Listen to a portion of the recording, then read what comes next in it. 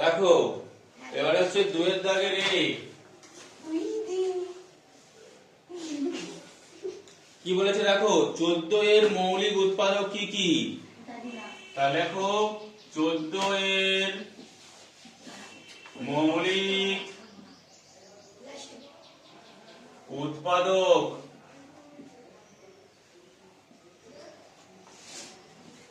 দেখো তার জন্য আমাকে 14 কে উৎপাদক করতে হবে 2 7 তাহলে লিখবে 2 ও 7। এবার বিয়ের দাগে দেখো কি বলেছে অঙ্কটা বলেছে সবচেয়ে ছোট মৌলিক সংখ্যাটি কি? উত্তর হবে 2। এবারে পরে ওয়ার্ডটা বলেছে সি সি এরটা দেখো কি বলেছে সি এরটা বলেছে কোন সংখ্যা মৌলিক ও না যৌগিক ও নয়? উত্তর হবে 1।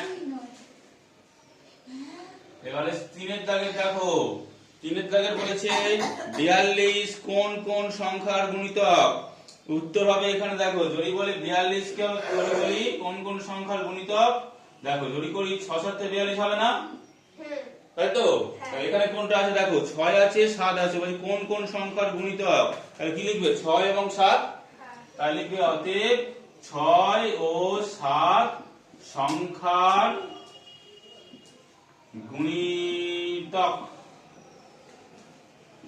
হলো 42। হ্যাঁ ছোট। তারপর এটা হচ্ছে এটা হচ্ছে 3 এর দাগের এ এটা 3 এর দাগের বি দেখো বলেছে 11 কোন সংখ্যার গুণনীয়ক? উত্তর হবে 121। 4 থেকে শুরু করো দেখো কি বলেছে বলেছে সংখ্যা জোড়ার মধ্যে কোনগুলো পরস্পর মৌলিক সংখ্যা দেখি নাও উত্তর হবে 1 5, 7 তারপরে উত্তর হবে 10, 21 তারপরে উত্তর হবে 16, 6 এর দাগ দেখো বলে পরস্পর মৌলিক সংখ্যার লসাগু কত হয়? উত্তর হবে 1।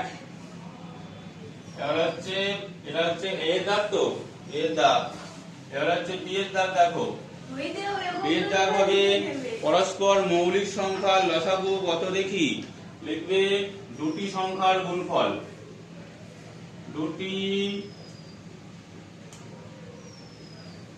সংখ্যার গুণফল দেখতে হেরে বলছে কার অবস্থা